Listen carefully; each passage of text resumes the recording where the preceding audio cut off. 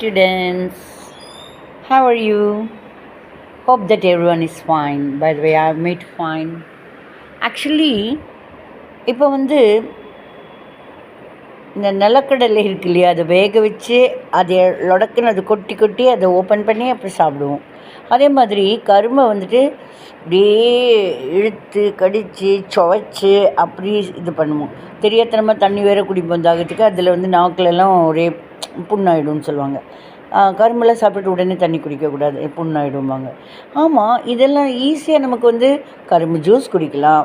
இல்லை எத்தனையோ பேர் வேக வச்ச நிலக்கடலையை உடனே கொடுத்தா அந்த கோன் மாதிரி ஒரு சூடாக அது சாப்பிட முடியும். ஆனால் நம்ம அதை விரும்புகிறத விட என்ன பண்ணுறோம், கடித்து கஷ்டப்பட்டு அந்த சக்கையெல்லாம் வர வரைக்கும் நல்லா மஞ்ச் பண்ணி ஞம்னு மஞ்ச் பண்ணி அதுக்கப்புறம் நமக்கு கிடைக்கக்கூடிய விஷயங்களை நம்ம பாராட்டுறோம் இல்லையா?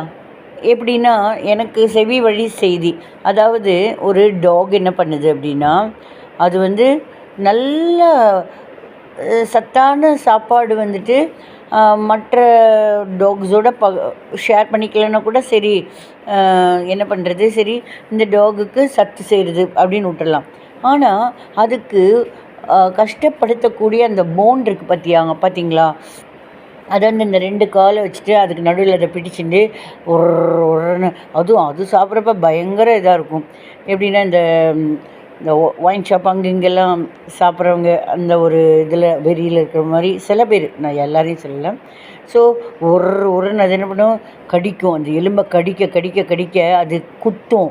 அது குத்தி அதோடைய வாயிலேருந்தே ரத்தம் வருதுன்னு கூட தெரியாமல் அதுதான் டேஸ்ட் இதுலேருந்து வருதுன்னு நினச்சிட்டு அது ரொம்பவே அதுக்கு முக்கியத்துவம் கொடுக்கும்.